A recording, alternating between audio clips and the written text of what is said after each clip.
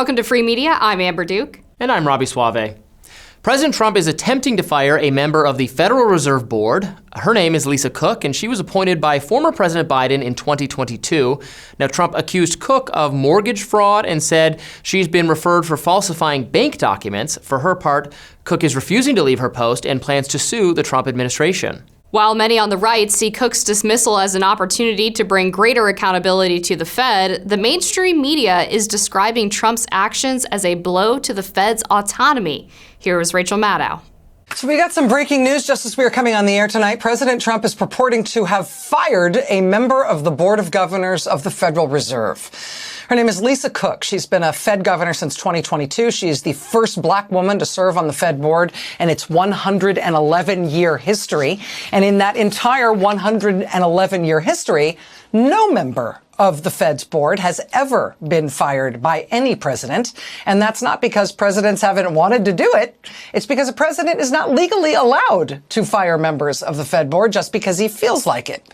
The Federal Reserve Board is an independent body charged with setting monetary policy for the United States. It was created to be independent precisely so presidents could not monkey around with stuff like interest rates.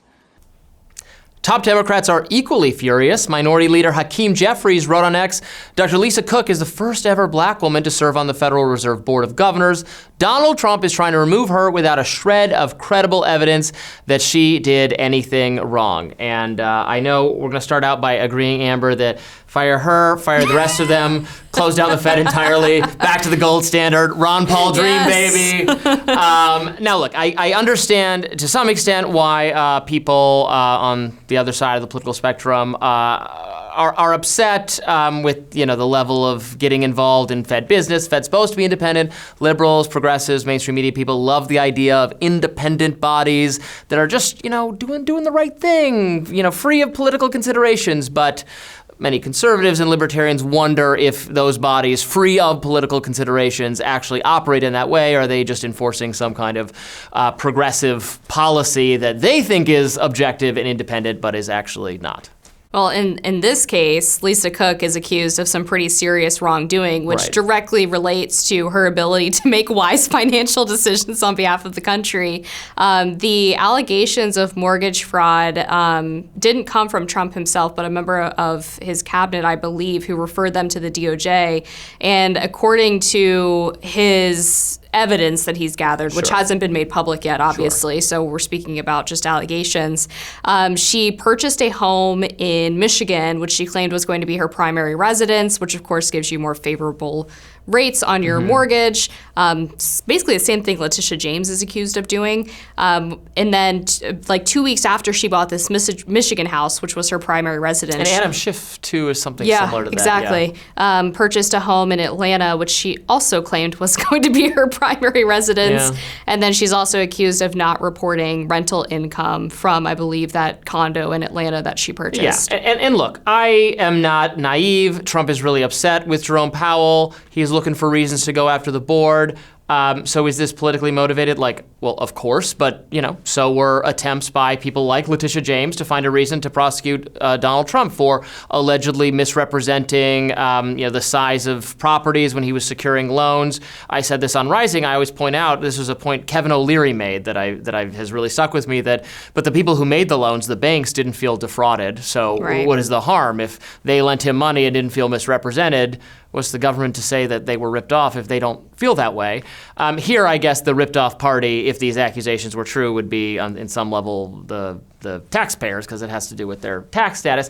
Now, that said, these laws are really complicated, and I'm probably more on the page of showing a little bit of grace to people or assumption of good faith if you filled out some form wrong. I just talked to the bank today and they told me it said my address was my last address and not this address, and I have no idea why. And that thing can happen to people. Obviously, there's always some pretext to pursue people for political reasons. I think there's a question about I don't know, and it will be worked out in court whether he can actually do this, even if he has a legitimate basis to want her to resign. The more I'm learning about her, the more I do think her maybe financial judgment or just resume is thin. There were questions about some academic work that she did about how many black people were likely to get patents after lynching became unfortunately more of a thing. That was just kind of technically wrong. That people have come out and said that she got some figures and numbers wrong. And then I was also looking at 2020 was a wild year, man. So much happened. And it's just, people were crazy. Yes. I just saw that Eddington movie, and we can talk about that at some other time. But she in 2020 had all these, like this long tweet thread about how some journal editor who had said defunding the police is a bad slogan should like lose his job, something along those lines, and just all the, and that wasn't really what threw me, but then it was like all of these other people saying that, man, progressives were just wilding out at that time period. And she was very much in that, like she called for academic sanctions against this guy for sharing an opinion that wasn't even outrageous by any stretch of the imagination. So it sounds like she's just a liberal nut job. And, but I mean, so what you're referencing in terms of what the court will decide is that the president does have the legal authority to fire members of the Fed board, but it has to be for cause, which is why they're focusing on the mortgage fraud.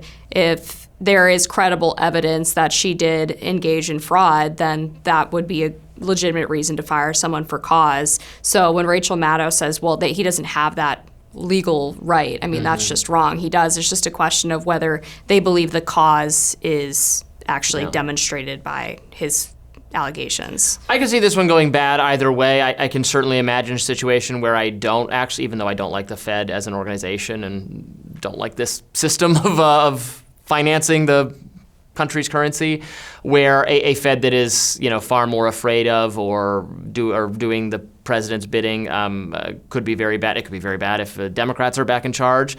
On the other hand, having the Fed totally unaccountable to the democratic process also seems bad. It really just seems bad. Either way around, frankly.